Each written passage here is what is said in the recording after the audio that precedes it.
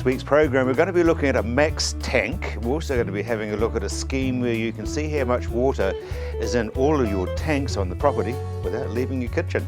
We're also going to be talking wool, and a right royal event is going to come under the spotlight. But in just a moment, it's animal health, prevention and cure.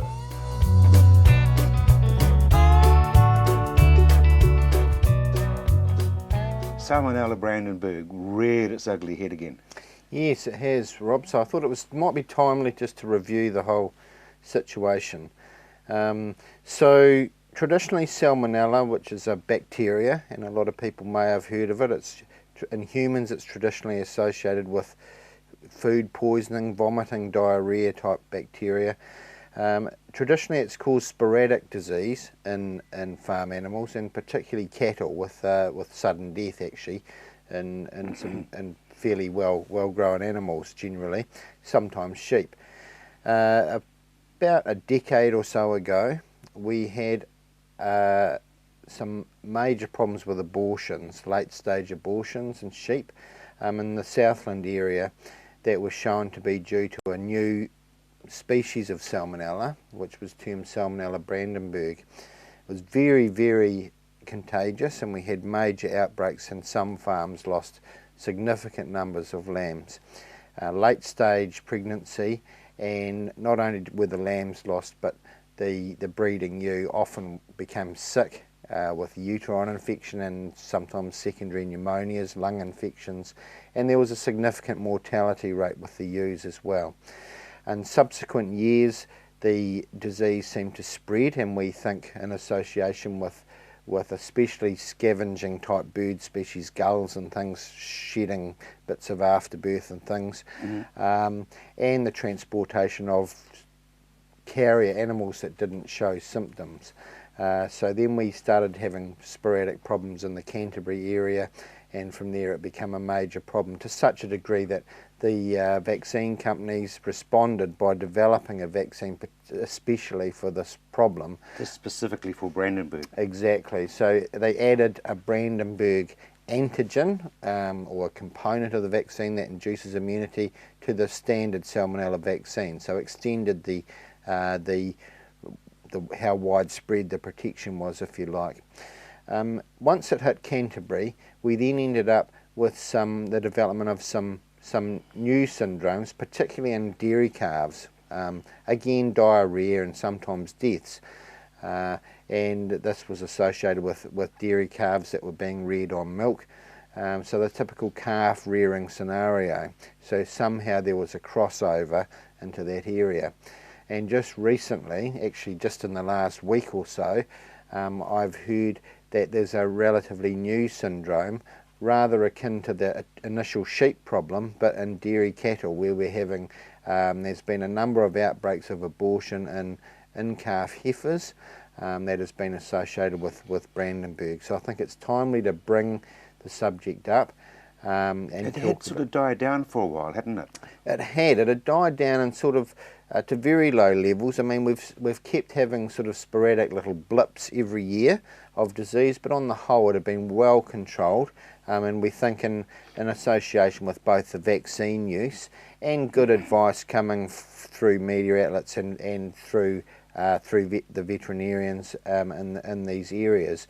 So obviously stress and some management issues seem to be associated with a rapid spread, and I guess it's timely to talk about stress when we're talking about these poor chaps up in North Canterbury. This is a classic time when we're under food stress, not only for other problems, but that would be a classic scenario to get a Brandenburg outbreak really shooting out in those areas.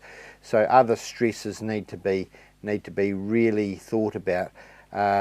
Break feeding animals in the lambing mob. You need to know what you're doing in this scenario, because it's been shown that when we've got very high stocking rates behind a break, particularly in association with some wet, muddy weather, that seems to really trigger some major outbreaks. So that balance between trying to control feed and the mob that are due to give birth, against the environmental issues that occur and the stocking density that occurs, and that sort of management practice needs to be borne in mind. Nick, why do I think ducks when I think salmonella? Well, poultry has been associated with other species of salmonella in particular, and birds in general, and it's one of the biggies when we talk about rearing food animals and poultry for human consumption. And that is because a number of the species that make us and other animals sick tend to not make a lot of bird species sick, and it's very easy for these salmonella species to live quite harmlessly in birds' gastrointestinal tracts and not make them sick. And so they can become a very good source of spreading the disease. So that's when they're fouling pasture and such? That's right, yeah. But not particularly associated with Brandenburg. As I said, the seagulls and scavenging type birds have been associated with the spread of Brandenburg, mainly through feeding on the products of abortion and birth, after birth and things, and transporting them to neighbouring properties. So it's very, very important that hygiene, personal hygiene to protect oneself, because as I've mentioned, it crosses species barriers very easily, and humans are very susceptible, and whenever we see abortion outbreaks, we also see concurrent outbreaks of human disease, and the farm is concerned. And so making sure that you've got good barrier protection of hands and arms, and using general good cleanliness when you're dealing with these situations is exceptionally important. You're not being a silly person if you wear gloves? Absolutely not. And if you don't, ensuring that you wash hands very regularly straight away afterwards. So if you're not someone that likes wearing gloves, having some disinfectant water,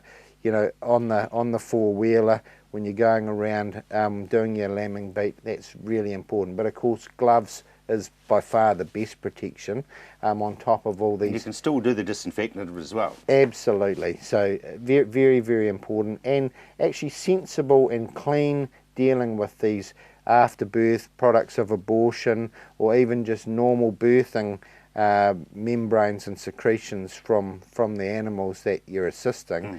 And now with the dairy situation, with the heifers being involved, it doesn't make dairy farmers immune. Again, you know, it needs to be borne in mind by all livestock farmers that are being involved in the breeding facet of those industries. Nick, briefly, is it too late to do prevention now? No, absolutely not. So it's in the face of an outbreak, vaccination has been shown to help. Of course, it's better to anticipate these problems, knowing that your neighbours have had problems or there's problems in the area, and inducing immunity before that. But if there has been prior immunity induced through vaccination, a booster shot would induce very rapid immunity, in fact. Brilliant, Nick, thank you very much indeed. Still to come on the program, we're going to be looking at max tanks and a way that you can monitor what's in what from your kitchen. Phil, how can you modify a tank? Because surely as a tank is a tank, but you've done it. Well, we've done a lot of work around this particular tank anyway, Rob. The 33,000 tank that we had, essentially the mould was getting quite tired, so we needed to do something as a business to move that forward. Obviously those moulds don't last forever, so it's a matter of working through that process and determining what things we think might be beneficial to the people that are really going to use the tank. So you changed the construction? Still made from the same polyethylene, still made in the same manner. Certainly in terms of the way that we've created the mould, we've made some changes to how it was all put together.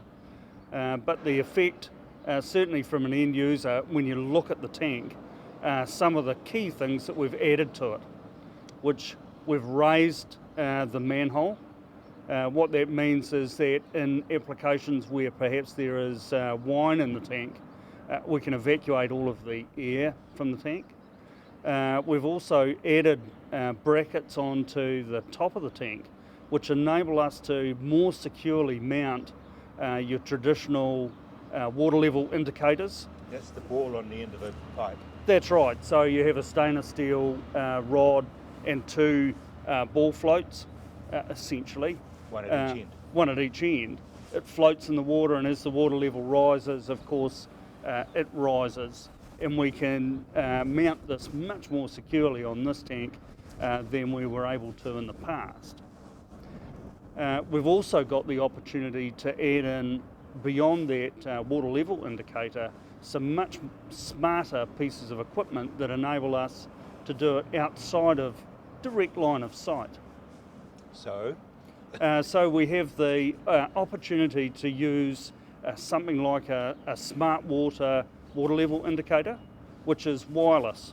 So in your kitchen, for instance, Rob, you could have a very nice desk mount unit which you can see exactly what the water level is in the tank real time, even though there's no connection by wire and no connection in any other form. That would be ideal for hill country. Absolutely. Situations where there's quite some distance to the tank and it's not easily seen from lots of places in the farm, we can get some very good results from this type of technology. So if you've got more than one tank? Well, the unit comes from Smart Water, and in fact we can do up to 8 tanks with that device. What about the range? Yeah, something like about 8 kilometres, and once we get beyond that, then you need to look at some sort of repeater or change the aerial type. So a standard dipole aerial, it will only get us a certain distance. We can put a Yagi on it, which is very directional, which then makes distance less of an issue for the same amount of power. So it's an obvious if you've got, for example, cattle on hill country and you want to make sure that there's water there for them. Yes, absolutely. And any time that you're dealing with stock, you need to think about what happens in the worst case. The examples in this tank is we've got a number of tie-downs, tie-down lugs on the top of the tank that enables us to anchor the tank to the ground. And certainly in high wind conditions, it's a real issue about how we make sure that in fact the tank's not going to move away.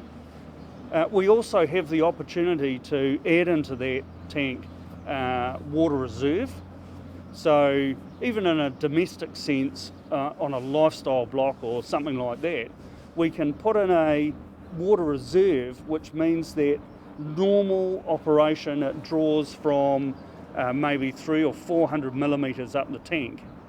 And if the worst should happen and you run out of that water, then you can exchange and run out of the bottom. So you know, right, I now have a problem, I've got to get the tanker in to fill the tank. And you've got different size outlets? Yeah, we've got a number of different choices in terms of outlet. 50 millimetre or 2 inch, 3 inch and 4 inch. And anything beyond that, then there's a little bit more engineering required. Fire brigades, can they just couple straight onto them? The fire brigades can couple into those, just depending on what coupling you actually put on the outside of them. And you guys are able to advise that? Yeah, we actually have the valving and the appropriate connection points for those tanks. A lot of modifications, but what's it done for the price? Oh, it hasn't done anything to the price actually. It's probably more cost effective than it was before. So big steps in the right direction for most users. After the break, I'm talking to Doug Archbold about what's really happening in North Canterbury.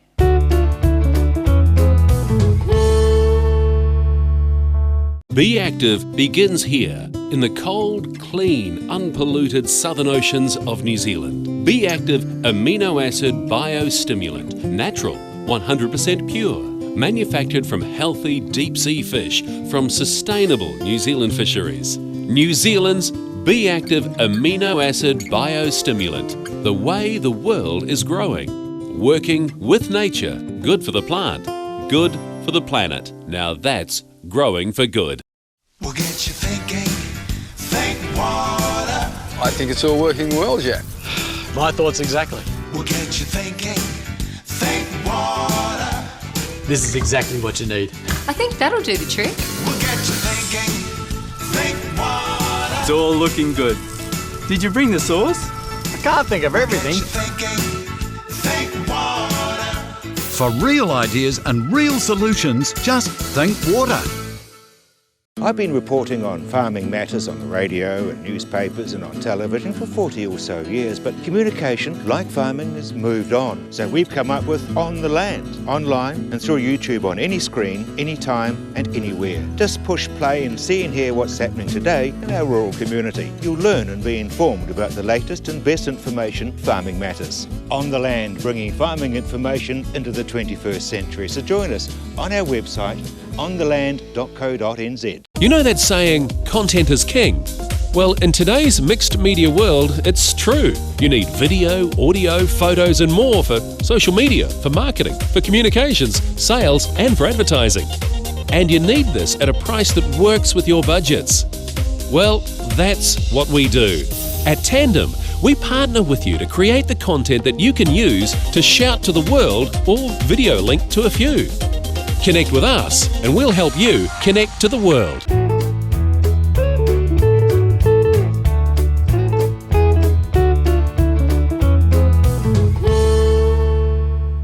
Doug, absolutely no respite for North Canterbury farmers.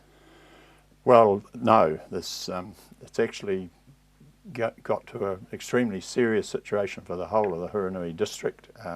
It's going to affect not only the rural economy but the servicing industries as well, with a combination of a drought with the sheep and beef guys and the dairy downturn, obviously. But a lot of farmers in the Huranui have been feeding their sheep since February and are still feeding them.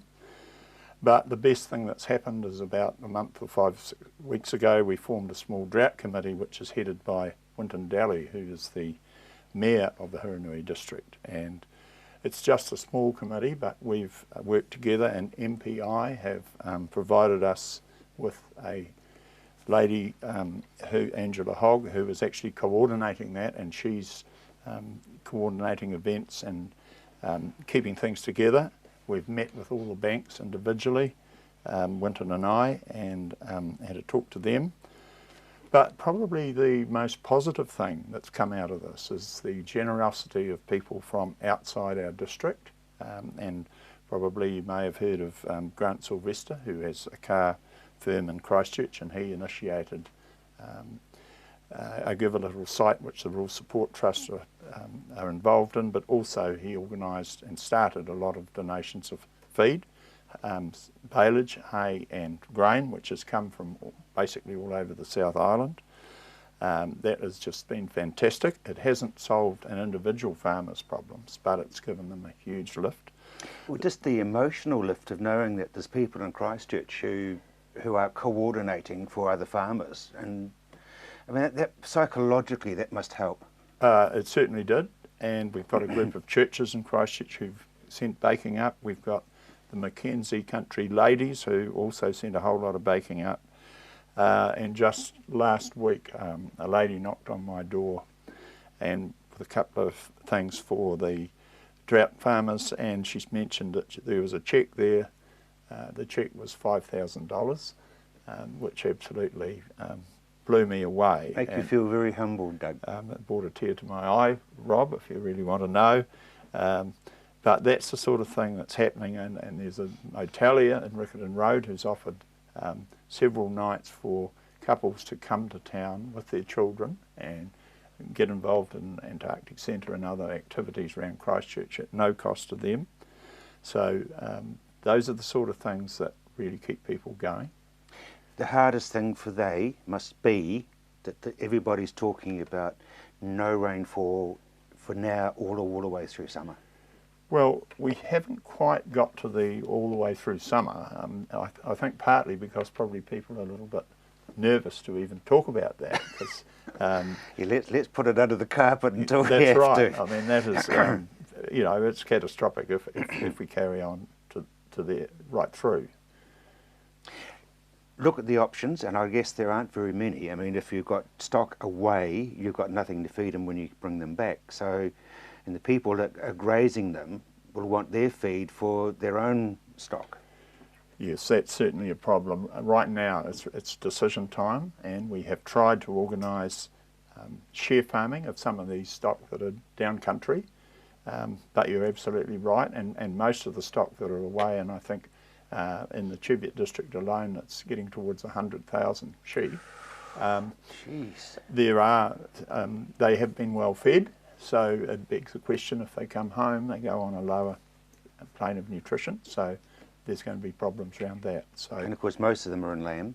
they are. So it is really quite a critical situation. I can tell you though that the Minister is coming down next week. I was going to ask you where he is, what he's up to. Well, he's coming next week, and I had Jo Goodhue, who's the Associate Minister of MPI, for a day 10 days ago, and took her around North Canterbury, and she, I think, to be fair to her, was quite shocked at what she saw.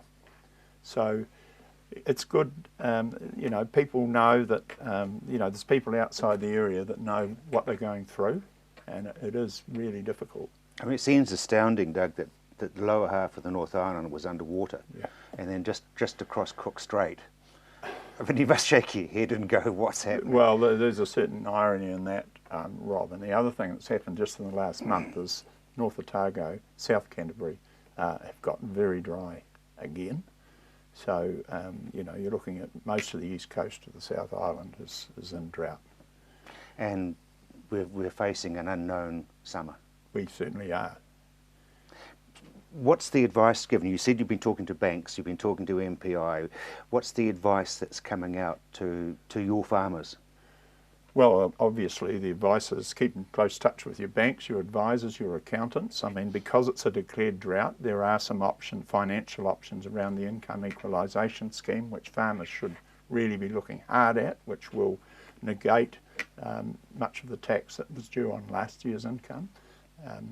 And of course, as a last resort, we have the rural assistance payments that is specifically for farmers, but like all welfare benefits, that's got some pretty tight criteria around it.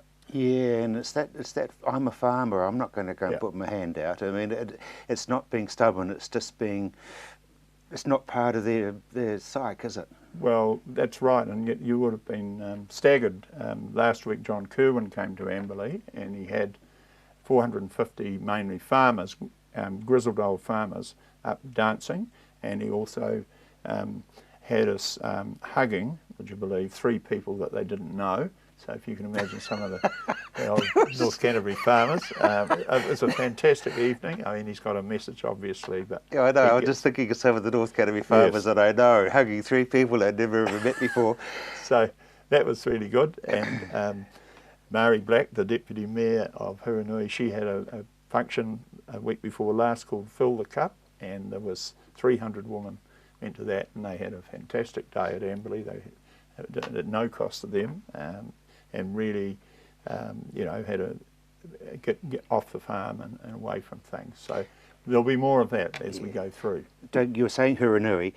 Is there a number or an area that we can say, because people sort of go, oh, part of North Canterbury around Cheviot, Yeah. but I mean It's north of Amberley, and it goes to Waikari, Harden, across to Cheviot and Omi and out to the coast and up to the Conway and even beyond up into the Hundred Leas and the in the Leader Road through to Waiau. That's all that area. Huge so parish. we actually organised, Rob, a month or so ago. We visited 530 farmers, which was quite an effort.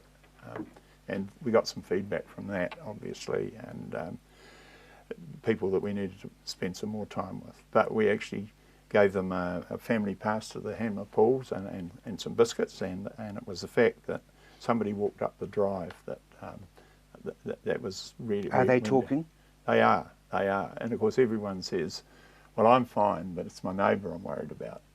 That's fine. That's all right, though, isn't it? It is. At least they're thinking about. And the other thing is that else. what they're doing is, I would assume, is they're saying, I'll tell you all about my neighbour, when in fact it's me that I'm Yep, talking about. That's right.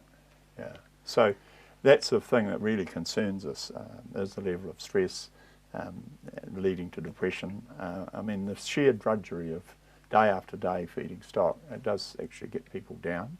And apart from the financial stuff. That's right. Doug, all power to your elbow, and thank you for doing everything that you are. Still to come on the program, we're going to be talking wool.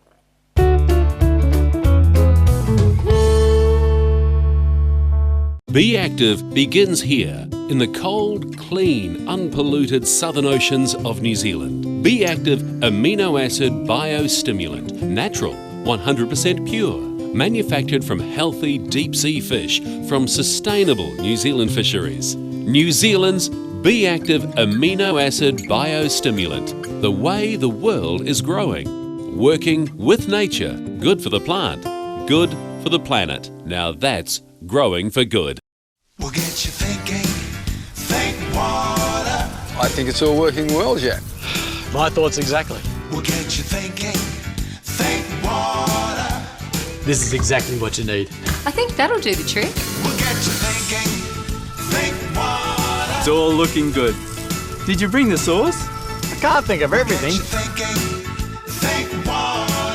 For real ideas and real solutions, just think water.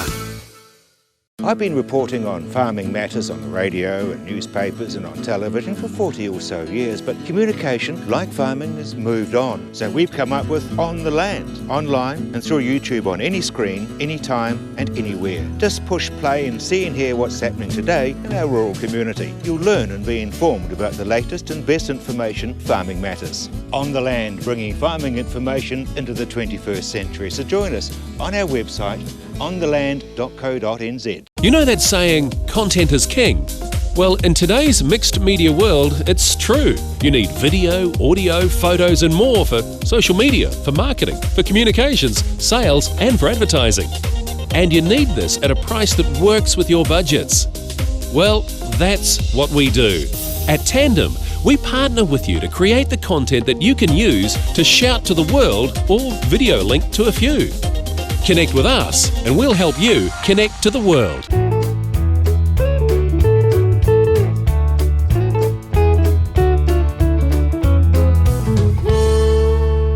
John, the wool season, how's it been?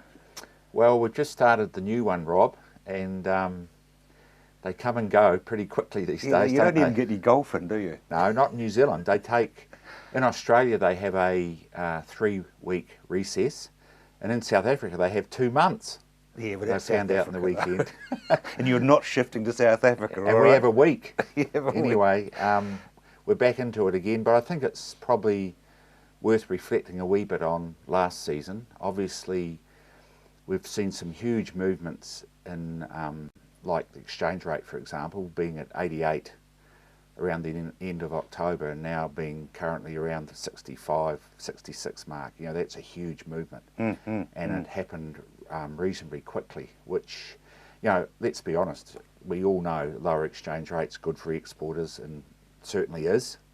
The only issue that we had, it came down so fast, and sometimes that does cause issues with clients, contracting, etc., etc. So, but anyway, we're in a lot better environment, lower interest rates, lower exchange rate, as I said. So, the fundamentals for exporting are certainly looking a lot more positive than they were a year, 2 years ago. I mean, how long has it been 70s and 80s? It's just ridiculous. Yeah, so, and that's right across the board, not only wool, obviously, everything. So the market, if you go back to the strong wool indicator last season, you're looking at an NZ cent movement of something like 10% up that mirrored mainly exchange rate movement. Demand was pretty subdued until early in the year, into January, February period, when we did start to see that exchange rate fall, which generated a lot of new business. Because that's actually that's automatic, isn't it? It's nothing to do with the market. It's just you get more. Well, what happened there was the actual foreign currency price started to go down, which generated more demand. Oh, okay. And that's exactly what happened. So the low point of the market was probably mid-January, something like that. And from then on, it's just continued really to increase, and it's sort of leveled off in the last few months. So we're starting on a higher level. As I say, the strong wool indicator is something like 10% above where it was at the start of last season. We're into a new season, so we'll see what happens. But the reality is at the moment that supply is very limited through these early months, and we're not expecting too much of a change. The only thing at the moment is you have the European holiday period, which is on as we speak. The Chinese are usually fairly quiet at this time, so business conditions are quiet, but then there's not a lot of wool around either. No, there wouldn't be at this stage. We'll see what happens. But last year we went through this scenario, and it wasn't, and even though supply was limited, the market held up pretty well. Are you worried about volumes? Because we've had a lot of capital stock being killed off. Well, I think in this area we are. I think you have to be in the Canterbury area, given what we know has happened through drought, the ramifications of the drought, etc. Feed, stock, as you said. Someone told me the other day a lot of the stock that went to Mexico actually came out of this area, the live sheep. So all these things add up, and if anything, the positive side is that it will actually help the market price, supply. It will do, I guess, because that's it's the supply and positive. demand, That's the positive side. Obviously, there's a negative as far as farmers and things are concerned, as far as losing stock, etc., etc. So it's early days. It's interesting to look around the world. There are positives and are negatives. You've got the Chinese situation. Obviously, the economy's not where it was several years ago. It has slowed down. They have stockpiles of a lot of commodities. But the wool thing seems to be going on reasonably well. They bought a lot of wool last season, something like 65,000 tonnes from New Zealand, which represents over 50% of our clip. They're a big force. So if they continue in the same vein, or even less, a little bit than they were last season, it's still going to be pretty good. It's still positive for the wool clip. Yeah. Is it becoming fashionable yet? I know I've asked you that over the last 20-something years, but it's becoming more niche, Rob. I think as wool volumes decline, I think you're finding more niches for it, and really that's where wool belongs. To be honest with you, it needs to be out of that commodity type market and more into niches, and you can see evidence of that happening. Not in a large way, but you can certainly see more progress than we've seen for the last 2 or 3 years, and that is a positive, because I think that's where wool belongs. Talking China, it is basically a commodity market. They're very wool-minded. They have been for as long as I can remember, and they buy almost half the world's wool. It's not only New Zealand. They're a very major player in Australia. They buy something like 70 to 80% of the Australian wool clip. They're a large force in UK, all over the world. So I guess it's not economic for us though to do the value added. It's better that we sell our top line wools to people who can do that. That's right, except for these niches. There are niches where that's happening, but not a lot. So that's the reality of the situation today. Obviously we'd like wool to be in a far better value plane than it is now, but there are some signs out there that it is heading in the right direction as far as the value add's concerned. The neat thing is that the farmers who have been producing wool have hung in there. And yes, they're going to get their rewards. Well, they're getting a better reward. I mean, it was very difficult, as we know, if you go back not too long a period. It was a loss-making proposition in a lot of cases. But it's better than that today. I think, some farmers are making reasonable return on their wool. If you look back at this season, the season just gone, the lamb's wool indicator was way ahead of where it was the season before. So when I talk about the strong wool indicator, that represents something like 70% of the New Zealand clip. But the lamb wool indicator, which is obviously lambs plus finer of all lengths, shorts, long, micron, probably 28 through to say 32 micron. Big jump in the price. So where's that going? All to China mainly, but not only. Places like Italy and Europe, but mainly China, and I'm not sure of the exact percentage of the lift in the lamb indicator last season, but it would have to be at least, it could even be something like 60 to 70%. It was way ahead. And that's just fashion. They're making these double-faced articles for clothing, more like sort of a insulation type fabric on both sides, and they use these short lamb's wool to make it with. And no, it was very, very positive in the market last season. So hopefully that continues into this season. So there are some really bright spots in the marketplace. Well, it's your turn, John Dawson. Yeah. So, you know, we're certainly in a better place than we've been for some time. Brilliant. Thank you very much indeed. Still to come on the program, a right royal event.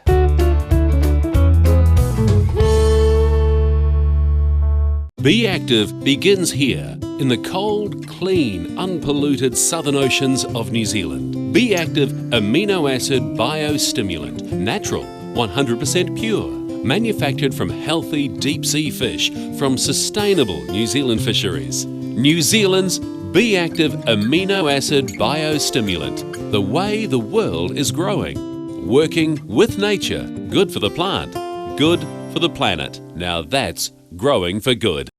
We'll get you thinking, think water. I think it's all working well, Jack. My thoughts exactly. We'll get you thinking, think water.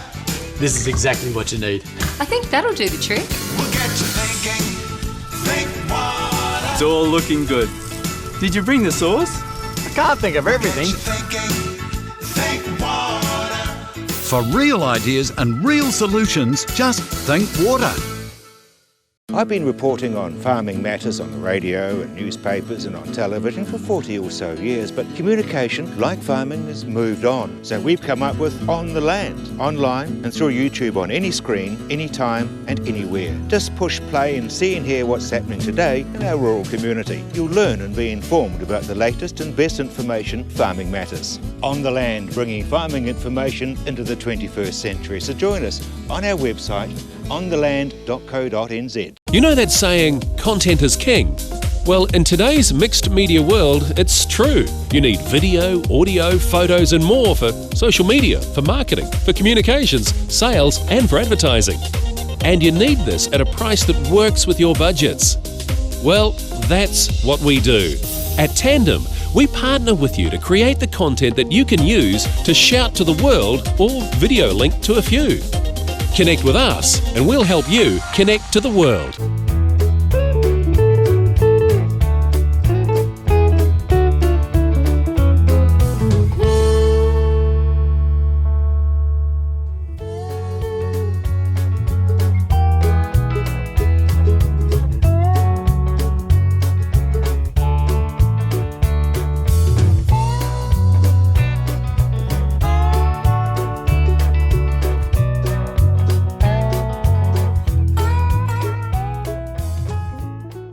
James, no doubt it's been an interesting season. Well, Canterbury had a really good season, which is unusual for Canterbury. We missed that horrible frost that went through a bit of North Canterbury and up through Blenheim. We actually probably had, in the 11 years we've been here, one of the probably more perfect seasons we got. A bit difficult with water and sort of balancing the crop, but we had a very good harvest, very good clean fruit, which is the formula to make some reasonable Canterbury wine. So we're looking forward to some pretty good wines. I hope so. It'll be much better than the 2014 season, that's for sure. We've had some pretty heavy frosts. Is that good for you guys? Yep, it'll clean a bit of disease up, keeps the weeds down. Not too good on the old fingers for tying down, so we've taken a couple of 10 days off in July so that we'll get to a bit of a warmer period to lay some canes down at the beginning of August. Isn't that getting just a little bit late? No, we just have to work faster. So seriously, how's the industry looking? Because for many it's just a fantasy, but for those in it, it's actually damn hard work. Well, I could tell you the joke about the prostitute and the actress, but you probably could, but yeah, we won't go there. It's very hard because we're sort of featuring, we're competing with the big boys, and when I mean this, the corporates, and they have to sell their product as well. So every time they get squeezed, we get squeezed.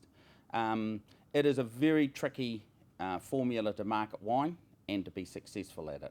I one day may get there, but at the moment it's a pretty uphill battle. Yeah, I guess it's pretty interesting because you just couldn't afford to be putting wine up as a loss leader. No, not really. We always have, and we try to put out a $10 bottle of wine in the shop so that we always get a few punters on a $10 bottle of wine. We always have a bit of something lying around that we put out at a $10 special in the shop, in our own shop here.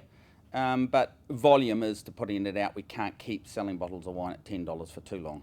Wouldn't it cost you about that? Pretty close. I mean, say the good old government gets about $2.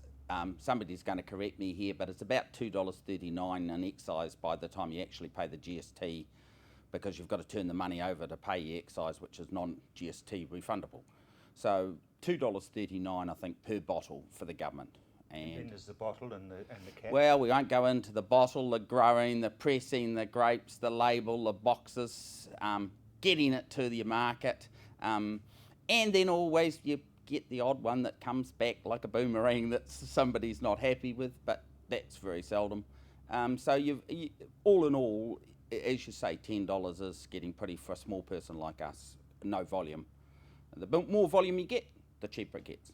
James, what sort of acreage have you got here? We've got, in old-fashioned term, we've got 20 acres. In modern-day terms, we've got 80 hectares, whichever sounds the most impressive. But we are planted on pretty wide spacing, so we've got about 16,500 plants, which I always quote 16,500 plants. When you ask other vineyard proprietors or people that grow grapes, they can never tell you how many grapevines they've got. Well, actually, you do the pruning, so you'd probably know. I don't do all the pruning, but I mean, say we always do. I'm always working out volumes, what we want on a crop level, spraying, various other things. It's always the numbers. It's the numbers at the end of the day that make the vineyard, basically. And you're mainly 3 types? Yeah, we've got 3 major. The vineyard's split up into 3 even types. We've got Pinot Noir, Chardonnay and Riesling. And we have a very, very unique bit of Cabernet Franc planted, about 560 plants of that, which is now roughly 32 years old, which we make a very dry, stunning rosé out of. Now, with respect to Riesling, it's probably pretty hard to sell. Some big winery told me the other day that New Zealand's sales of wine is 1% is Riesling. We don't have a problem selling it if we're hand selling it through the door, but obviously liquor shops have a problem selling it to the mass public. Hence, there's a lot of people trying to do a lot of different things with Riesling in the winemaking situation. I think it'll all get back to a system of sweet, medium, dry. We do carbonate quite a bit of Riesling, which has been quite successful for us, and it's quite fun. We call it the lawn mowing special. When you've mowed the lawns at 4:30, it's something you can drink very quickly. It's not hugely alcohol, and it's quite fun. Because most people think it's something you should eat with dessert. Well, you do, cheeses and stuff like that. I mean, so we had a person last night that called in and we whipped a bottle of 08 Riesling off the shelf and knocked it off, and as he said, we didn't really need much else after we'd had a glass and a half of Riesling. It was damn good. And I mean, say, that's unusual, but he was a sweet person and he enjoyed a sweet wine. What about the coming season? Well, you know, when the fat lady sung, that's when the harvest is back, the load back into the bins. We'll know that's another 6 months. We wouldn't want frosts like this in the springtime. They've been extreme. But let's hope that the weather people that say that the climate or something's changing, we've got the seasons in the right proportions this year. We've got winter and winter, spring and spring, and summer and summer. James, water. How much reliability do you have on water supply? We've got a third of the place now under frost protection with water, which I wish I'd done right in the beginning, and I'd be able to sit in my armchair and take it a bit easier. We need water desperately in the summertime. Thing that we've learnt, especially with the older vines, everybody says they've got long roots and they don't need as much water as they do. I could actually put a word in there that's not quite true. They do need water, and a lot of the plants need a lot of water in the dry shingle sort of soil that we've got. So we have been using a lot more water in irrigation prior to, you know, the right times of the season. And we've actually tried to use our fertigation, which has cut down a tractor driving up and down for putting nutrition in the ground.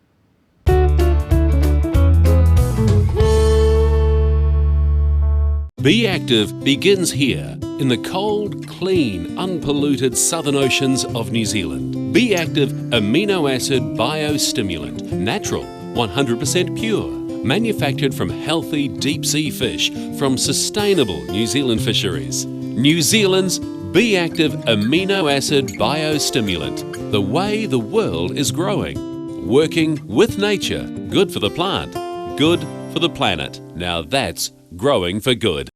We'll get you thinking, think water. I think it's all working well, Jack. My thoughts exactly. We'll get you thinking, think water. This is exactly what you need. I think that'll do the trick. We'll get you thinking, think water. It's all looking good. Did you bring the sauce? I can't think of everything. Get you thinking, think water. For real ideas and real solutions, just think water. I've been reporting on farming matters on the radio and newspapers and on television for 40 or so years, but communication, like farming, has moved on. So we've come up with On the Land, online and through YouTube on any screen, anytime and anywhere. Just push play and see and hear what's happening today in our rural community. You'll learn and be informed about the latest and best information farming matters. On the Land, bringing farming information into the 21st century. So join us on our website, ontheland.co.nz. You know that saying, content is king? Well, in today's mixed media world, it's true. You need video, audio, photos and more for social media, for marketing, for communications, sales and for advertising. And you need this at a price that works with your budgets. Well, that's what we do. At Tandem, we partner with you to create the content that you can use to shout to the world or video link to a few. Connect with us and we'll help you connect to the world.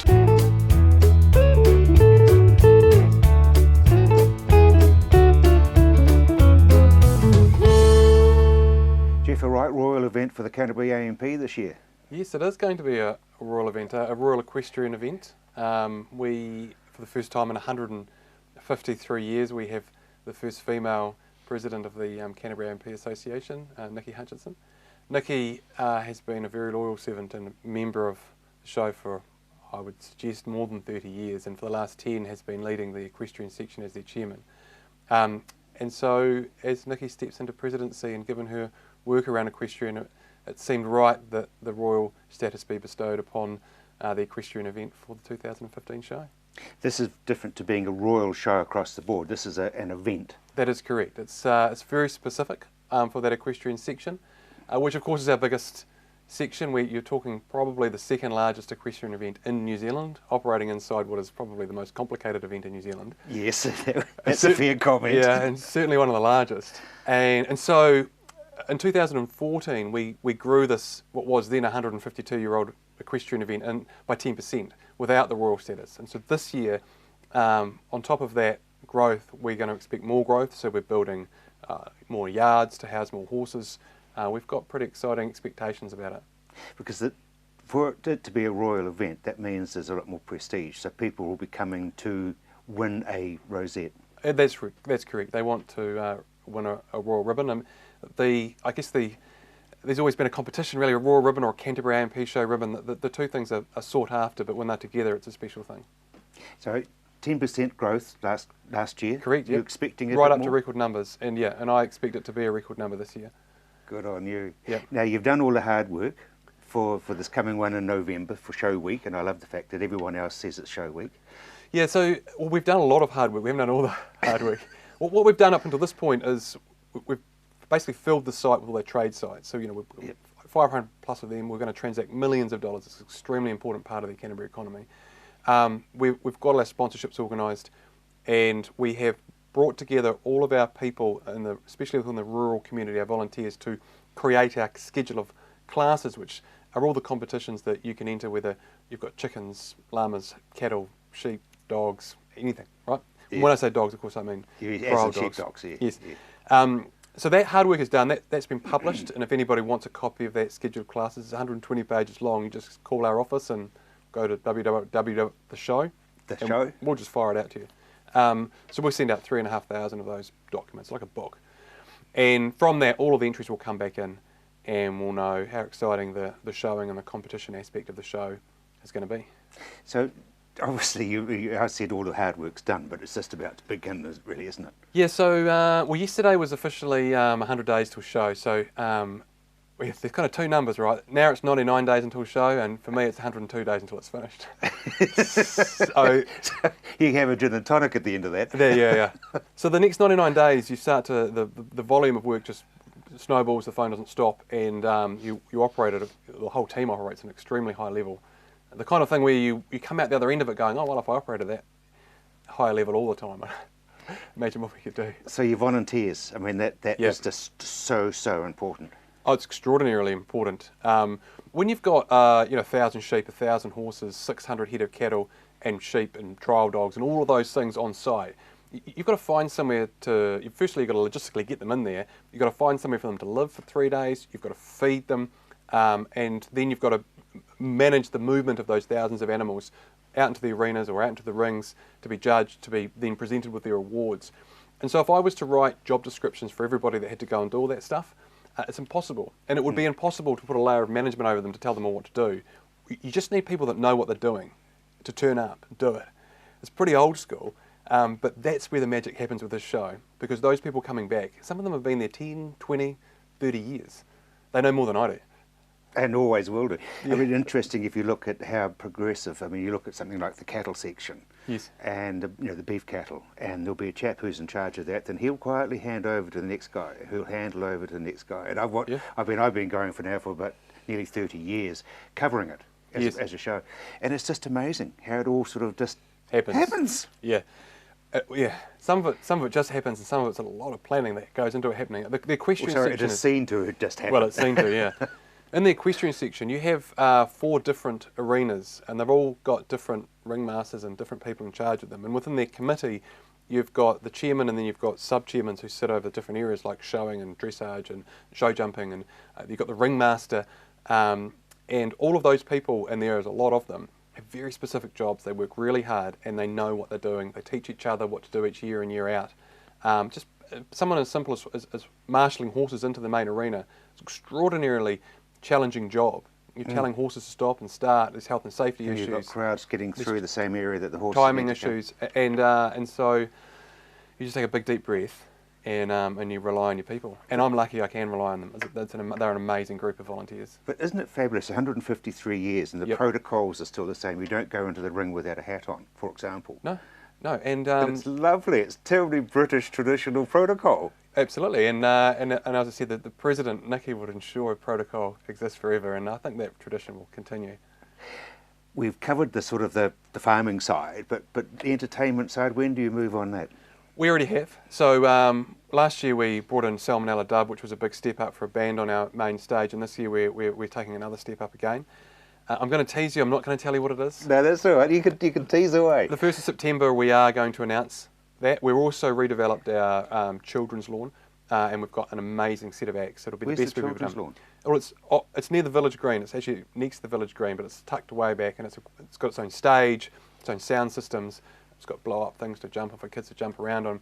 There'll be a lot of free activities in there, and then of course we've got the wood chopping area where we're going to double the size of the seating so that it's more accessible, and we're going to double the size of the city farmyard where kids can come and pet the animals. And so this year our biggest investment is purely in, when you come in through the gate, your ticket price doesn't change from 2014. It's the same as it was, but the value you're getting internally is going to be that much greater.